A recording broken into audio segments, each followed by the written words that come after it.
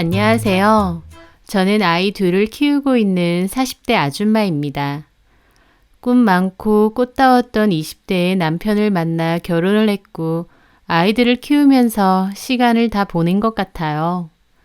아이들을 키우는 일은 참 보람되지만 한편으론 제 자신이 없어지는 기분도 들어서 서글플 때도 있거든요. 그래서 아이들을 조금 키워놓고 나면 저도 사회생활을 다시 해야겠다 늘 결심을 했었죠. 하지만 경력도 단절됐고 아이도 둘이나 있어서 시간 자체도 마냥 여유롭지 않은 저 같은 아줌마를 뽑아줄 회사는 없더군요. 일은 하고 싶었지만 일할 수 있는 방법이 없어서 뭔가를 새로 배워봐야 하는지 고민이 많았을 때였습니다. 그 무렵 저에게는 또 다른 고민이 생겼죠. 제 남편이 저와 상의도 없이 다니던 직장을 그만두게 된 거였거든요. 다니는 동안에도 회사 상사와 트러블이 너무 심해서 스트레스를 많이 받는다곤 했어요. 근데 그런 남편이 안쓰럽기도 하면서 한편으론 답답했죠. 왜냐면 그런 식으로 그만둔 게 이 회사가 처음이 아니었거든요. 저와 결혼하고도 3번 정도 그런 식으로 회사를 옮겼으니 경력도 제대로 못 쌓고 늘 불안하게 회사를 다녀야 했죠. 결국 또 그만두게 된 거고요. 저는 남편과 진지하게 얘기를 했습니다. 애들도 있고 나도 일을 하고 있는 게 아닌데 자꾸 덜컥 그만두면 어떻게 하느냐고. 그렇게 되면 또 마이너스 통장을 뚫어야 되지 않느냐고 말이죠.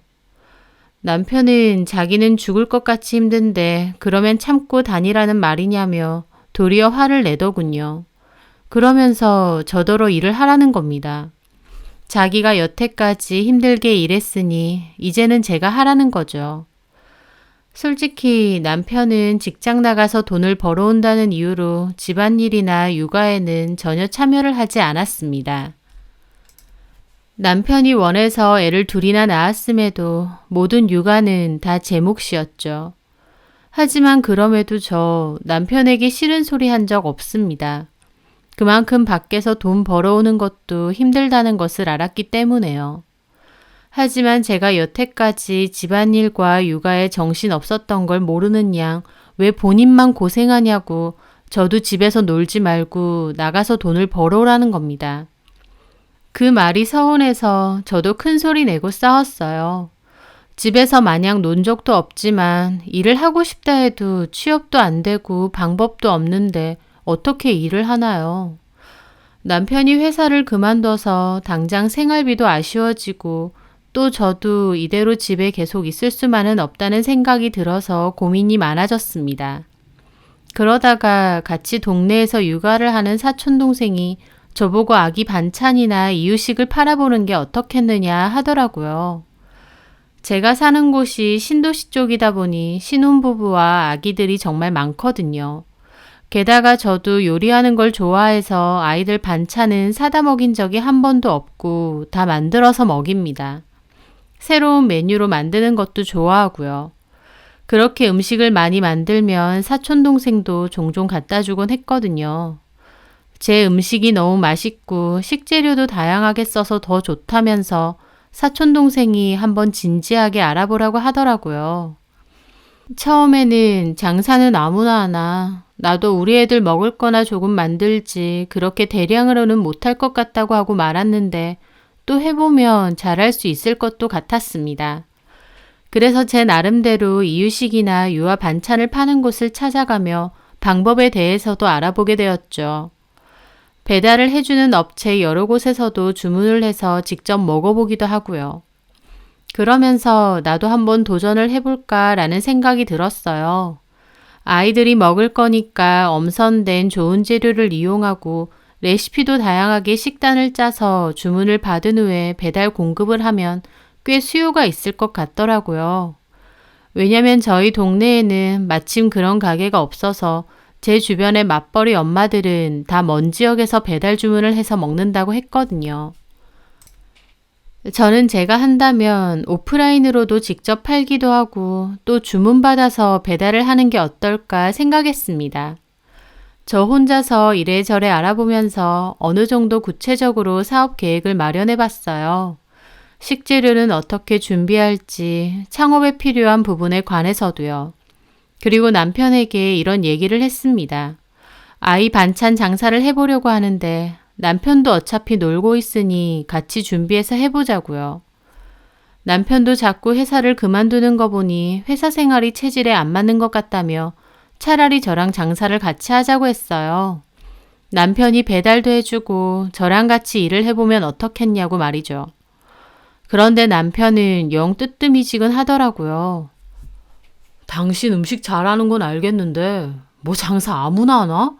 당신이 말한 거 이 동네에 있는 아줌마들은 생각 안 해봤을 것 같아? 솔직히 당신보다 음식 잘하는 아줌마들 세고 셌을걸? 그런데도 그런 가게가 아직 안 들어왔다는 건 다 이유가 있어서 아닐까? 근데 나는 이 동네 사람들 상대로 하는 것도 있지만 주문 배달도 할 거니까 괜찮지 않아? 요즘은 SNS도 워낙 발달해 있어서 오히려 멀리 있는 사람들이 더 많이 구입하기도 하니까. 그래, 알겠고 당신도 많이 알아본 건 알겠어. 근데 나는 잘 모르겠네. 당신이 장사를 해본 적이 있는 것도 아니고 망할 것 같아. 남편은 걱정이 더 많더라고요. 아무래도 제가 장사를 해봤던 사람이 아니기에 걱정하는 건 당연하다 생각했습니다. 잘 안 될 수도 있지. 그만큼 내가 더 잘 알아보고 시장 조사도 철저히 해서 해야겠지. 그냥 내가 이런 걸 하면 당신도 같이 할 생각이 있는지 궁금해서. 뭐 한다 하면 좀 도와줄 수는 있는데 모르겠다. 솔직히 내가 할 수 있는 일이라곤 배달 정도밖에 없는 것 같은데. 보냉백 들고 배달 다니는 거 좀 쪽팔릴 것 같은데. 남편은 보냉백 들고 집집마다 배달하는 게 쪽팔리다고 하더라고요. 남편은 소위 말하는 가오를 엄청 중시 여기는 사람이거든요. 옷도 꼭 브랜드만 입고 저희 집 형편에는 많이 무리인 차까지 샀을 정도입니다. 저는 15년 된 경차 타고 다니는데요. 남편 보기에 제 사업 자체가 별로인 게 아니라 본인이 겨우 보냉백 들고 다니면서 배달하는 그 자체가 창피하다 그거죠. 그러면서 한다는 소리가 나는 그냥 직함 이사 정도로 하고 차라리 배달은 직원을 쓰는 게 어때? 그러는 겁니다. 저는 어이가 없었죠. 무슨 말도 안 되는 소리야. 아직 시작도 안 했고 잘 될지 안 될지도 모르는데 무슨 벌써 직원 붙었어. 그리고 이거 어차피 새벽에 주로 배송해줘야 되는 거라서 사람들 마주칠 일도 없어. 그리고 이게 뭐가 창피할 일이야. 가오가 안 살잖아. 아줌마들이 들고 다니는 보냉백 달랑달랑 들고 다니면서 배달하는 게. 저는 속으로 참 우리 남편이지만 생각하는 것부터 걸러 먹었다 싶더라고요. 나쁜 일도 아니고 그게 뭐 어때서 저렇게 생각하나요? 저도 참 답답했는데 남편은 마지못해 알겠다며 같이 하자고 하더라고요. 흔쾌히는 아니고 일단 같이 해보자 이런 식으로요. 하지만 결론적으로는 같이 하지 않았습니다. 왜냐면 제가 본격적으로 장사를 해보려고 저희 엄마 돈까지 빌려다가 가게를 열기 직전이었어요. 남편이 이력서를 넣어둔 곳에서 연락이 와서 면접을 봤는데 출근하라고 했다며 자기는 거기를 가겠다는 겁니다. 오픈 전에 갑자기 그렇게 말하니까 저도 좀 황당하더라고요. 하지만 취업된 거고 또 제 장사가 잘 될지 안 될지 모르는 상황에서 한 명이라도 안정적인 월급을 받으면 잘 된 거라고 생각해 응원해 주었습니다. 그렇게 남편은 그 회사로 출근을 했어요. 큰 회사는 아니었는데 외국계 회사라며 어디 가서 말하기 좋지 않냐면서 즐거운 마음으로 다니는 것 같더라고요. 저도 제 나름대로 준비를 마쳐 본격적으로 장사를 시작하게 되었습니다. 초반에는 손님이 당연히 없기에 홍보에 굉장히 열을 올렸어요. 전단지나 할인 쿠폰 같은 것도 열심히 돌렸고 인터넷으로도 홍보를 열심히 했죠. 제 나름대로는 따로 마케팅 비용 들이지 않고 발품 팔아가며 열심히 했던 것 같아요. 주말 같은 때 남편에게 전단지 같이 돌리자고 하면 남편은 쪽팔리다고 싫다더군요. 괜히 그러다가 아는 사람 만나면 가오 떨어진다고요. 그놈의 가오가 밥 먹여주나요? 저는 됐다고 하고 애나 좀 봐달라 하고는 제가 직접 열심히 뛰어다니며 전단지 돌리고 주변 가게들 일일이 다니며 인사하고 열심히 홍보를 했습니다. 그럼에도 초반에는 주문이 그렇게 많지는 않았어요. 예상했던 거니까 그래도 열심히 해보자 생각했고 제 나름대로 이 사업으로 자리매김하고 싶어 노력했던 것 같습니다. 그렇게 한창 정신없이 일할 때였어요. 가게 일에 아이들 육아에 집안일까지 몸이 10개라도 모자랄 지경이었고 저녁에 아이들을 재우다가 같이 잠드는 일도 부지기수였죠. 그런데 제가 그렇게 정신없는 틈에 남편은 딴짓을 하고 다녔습니다. 남편이 하루는 거실에서 TV를 보다 잠들었고 저는 남편 폰을 충전해 주려고 들고 가는데 화면이 켜지더라고요. 그런데 그 화면에는 웬 여자랑 엄청 다정한 대화를 나누고 있는 거예요. 저장명은 회사 이름 조한영이라고 되어 있어서 회사 동료 같은데 내용은 회사 업무에 관련한 내용이 아니더군요. 또 보고 싶다. 나도 뭐 해? 나 그냥 TV 보는 중. 와이프는? 코 골면서 자는 중. 크크크. 무슨 하마 같아. 크크. 너무 싫겠다. 진짜 싫어. 크크. 몸에서 반찬 냄새나. 극혐이야. 머리 아플 지경. 아, 진짜 싫겠다. 그러니까 지주제에 무슨 사업한다고 저러고 깝치고 다니는지 돈이나 버는지 몰라. 장모 돈인데 다 까먹고 있는 것도 같고. 그래도 그렇게 바빠야 남편한테 신경 안 쓰지. 맞아. 내일 뭐 해? 퇴근 후에 MT콜? 내일은 남편 일찍 맞춰서 안 되고 금요일 가자. 그래. 우리 한영이는 냄새도 향긋한데 빨리 보고 싶다. 피가 거꾸로 솟는다는 말이 뭔지 알겠더라고요. 지 와이프는 어떻게든 돈 벌어보려고 새벽부터 일어나서 일하고 가게 문 닫고 오면 그때부터 애 보고 집안일하고 정말 몸이 부서져라 일하는데 이 인간은 바람 피면서 내연녀한테 와이프 욕이나 해대고 정말 이루 말할 수 없는 배신감과 분노로 몸이 다 떨려왔습니다. 결국 저는 자는 남편의 싸대기를 날렸죠. 쿨쿨 자다가 갑자기 싸대기 맞은 남편은 놀라서 깨면서 버럭 화내더라고요. 뭐 하는 짓이야? 야, 너 장난하냐? 이게 뭐야? 제가 그 대화를 들이밀자 남편도 움찔 놀라더라고요. 왜 남의 폰을 봐? 그게 지금 할 소리야?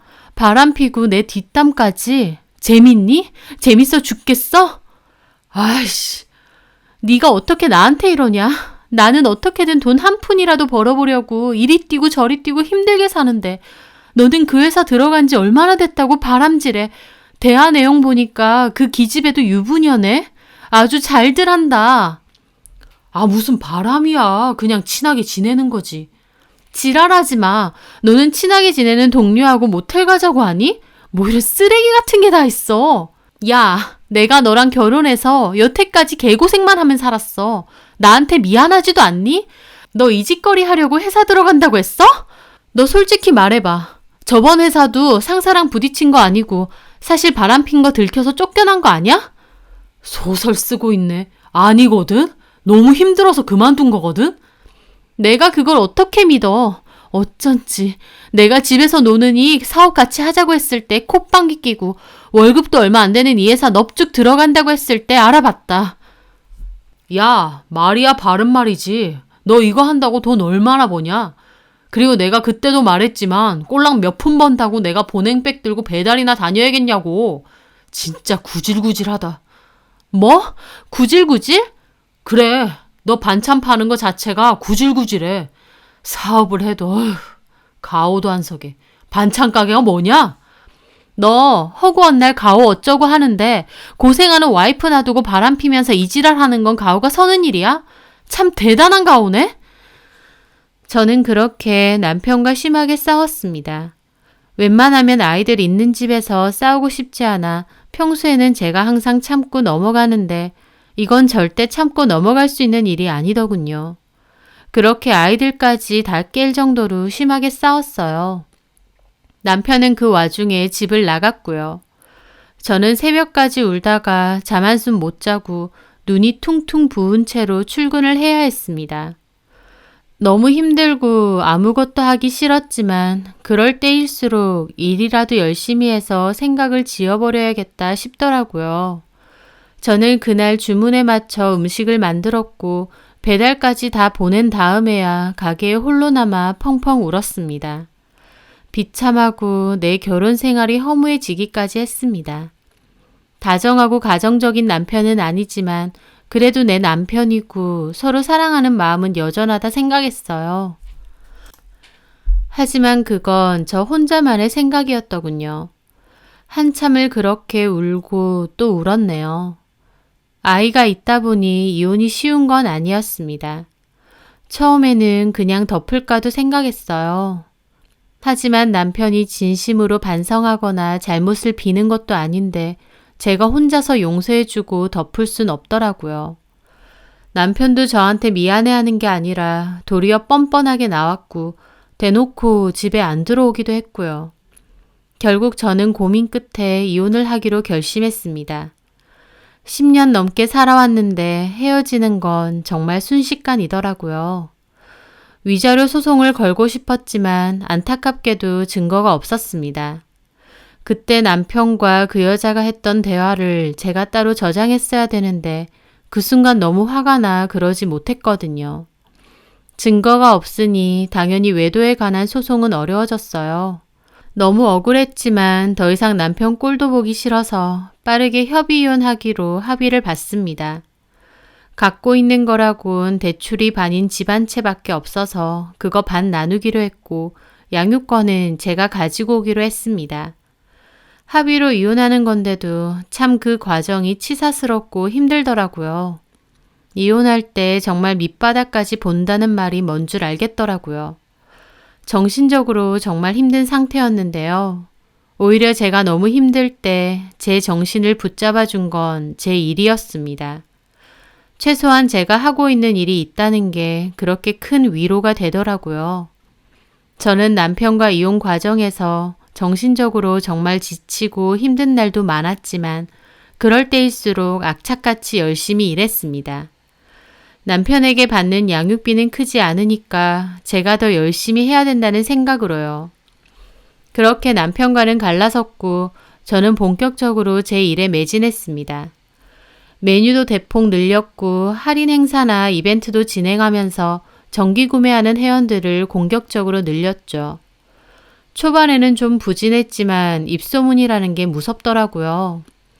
회원분들이 점차적으로 늘고 또 주변 분들을 소개해 주시면서 정기 구매하는 회원님들이 갈수록 빠르게 늘었어요. 또 가게를 찾아와서 따로 구매하시는 분들도 많아져서 나중에는 이른 시간에 조기 품절이 자꾸 되니까 전화로 예약을 걸어달라는 분들도 엄청 많아졌죠.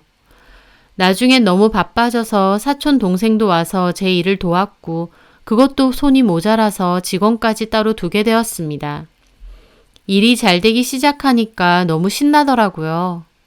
참 희한한 게 결혼 생활 내내 늘 돈이 없고 빠듯해서 내 팔자엔 돈이 없나 보다 싶었거든요. 그런데 오히려 갈라서고 나니 일도 너무 잘 되고 돈도 막 들어오는 겁니다.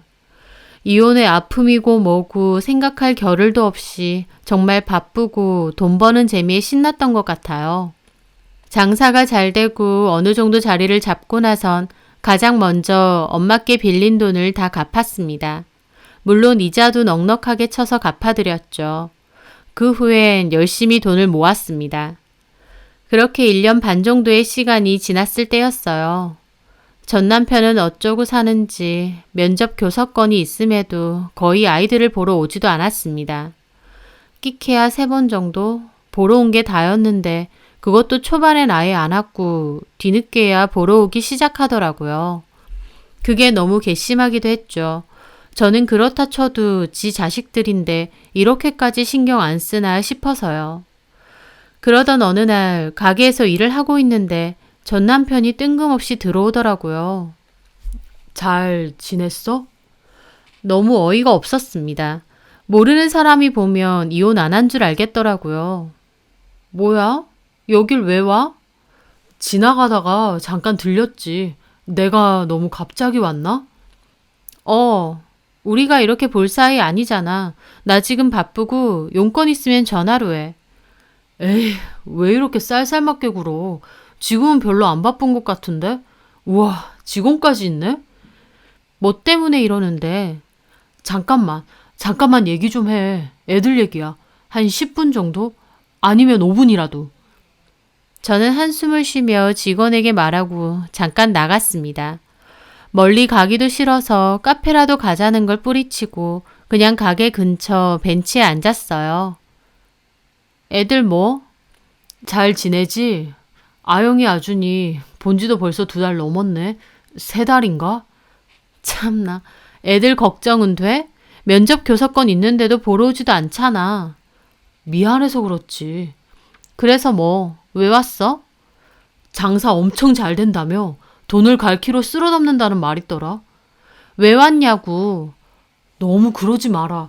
그래도 한때 우리 사랑해서 연애도 하고 결혼해서 10년 넘게 살았잖아. 저는 짜증나서 그냥 일어났습니다. 남편은 급하게 저를 막아서더라고요. 순영아, 내가 진짜 잘못했다. 뭐? 내가 진짜 나쁜 놈이고 미친 놈이야. 너 같은 아내가 내 인생에 있다는 게 정말 감사한 일인데 몰랐던 것 같아. 진짜 내가 죽을 죄지었고 이젠 안 그럴게. 너네 가게에서 일도 할게. 시키는 대로 다. 한 번만 용서해주면 안 돼? 우리 다시 시작하자. 응? 어이가 없더라고요. 헤어진 지 언젠데 이제 와서 갑자기 매달리는 꼴이란. 이제 와서 왜 이래? 애들도 눈에 너무 밟히고 내가 잘못한 거 이제 깨달은 거지. 한 번만 용서해주면 안 될까? 저는 비웃으며 말했습니다. 너 혹시 회사 잘렸니? 제 말에 남편은 움찔 놀라더니 그러는 겁니다. 뭔 소리 하는 거야? 잘렸지? 그래서 이러는 거지?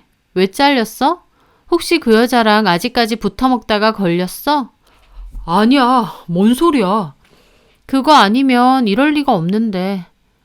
그 여자 말도 하지 마. 꽃뱀 같은 게 완전 내가 잘못 걸린 거지. 생각도 하기 싫어. 내가 그 기집애한테 눈이 잠깐 돌아서 너랑 이혼하고 우리 애들까지 못 본다 생각하면 도저히 잠이 안 와. 너무 미안해서 애들도 못 보러 온 거라니까? 그러면서 전 남편은 본격적으로 빌더군요. 순영아, 나 이제 진짜 반성하고 깨달았어. 정말 잘못했어. 우리 사이에는 아이들이 있잖아. 아빠 없는 애들 소리 들으면서 키울 거야? 아니잖아. 우리 다시 잘 생각해보자.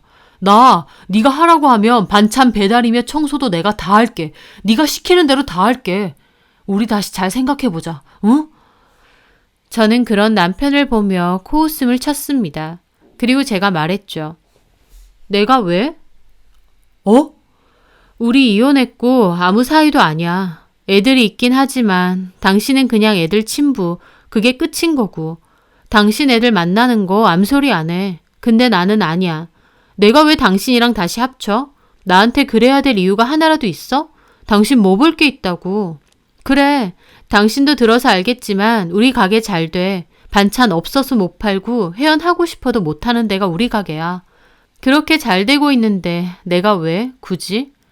당신은 당신 하고 싶은 대로 하고 살아. 나는 나 하고 싶은 대로 살 거니까. 저는 그렇게 말하고 돌아서려 했습니다. 남편은 그때까지도 끈덕지게 붙더라고요. 순영아, 여보. 나 당신 여보 아니거든? 어디서 그런 소리 하지 마. 그리고 뭐, 내가 반찬 가게 한다니까 구질구질? 진짜 구질구질한 게 뭔 줄 알아? 바로 이런 거야. 당신 그렇게 좋아하는 가오 안 살게 이러지 말자. 다시는 찾아오지 마. 애들 관련해서 연락할 거 있음 전화로 해. 저는 그렇게 말하고 가게로 가버렸습니다. 그때 헤어질 때 제대로 말도 못했는데 이제라도 하고 싶은 말 다 하니 속이 시원하더라고요. 한편으로 남편 꼴이 참 우습기도 하고요. 나중에 저도 알고 있는 남편 지인으로부터 들었는데 전 남편 제 말처럼 그 여자랑 계속 만났고 그거 걸려서 잘린 거 맞답니다. 내연녀 남편이 다 알아서 회사 뒤집었대요. 남편하고 그 여자 사이좋게 회사에서 잘렸답니다. 게다가 내연녀 남편이 전 남편 상대로 상간남 소송까지 걸었다네요. 전 남편은 회사 잘리고 소송까지 걸리고 또 들어보니 월급 받은 것도 거진 주식하는 데 다 써서 가진 돈도 별로 없답니다. 그 와중에 제가 반찬 가게로 돈 잘 번다는 소식 들으니까 염치도 없이 저를 찾아온 거죠. 참 끝까지 구질구질하고 지저분한 인간이더라고요. 그렇게 가오를 외치더니 정작 본인은 없어 보이는 짓은 골라서 하고 다니고요. 남편은 그 후로도 포기를 못했는지 전화가 몇 번 왔고 저 없을 때 가게에 온 적도 있다는데 스토커로 신고하기 전에 꺼지라고 했고 더 이상은 연락도 찾아오지도 않습니다. 한때는 남편이었고 애들 아빠기도 해서 그래도 좋게 마무리 짓고 싶었는데 끝까지 구질구질 그 자체였습니다. 저는 전 남편 놈일랑 싹 잊고 저 하는 일에만 열심히 매진하고 있습니다. 아이들이 비록 아빠가 없어서 빈자리를 느낄지라도 엄마가 너희들을 위해 최선을 다해 살았다. 그것만이라도 알아줬으면 해서요. 최악이라고 생각했던 때가 있었지만 오히려 그때가 지나가니 더 좋은 날도 오는 것 같습니다. 제 사연 들으시는 분들 중 힘든 고비를 겪으시는 분들이 있다면 겨울 뒤에는 또 화창한 봄날이 올 테니까 파이팅 하시라고 말씀드리고 싶네요. 제 사연 들어주셔서 감사합니다.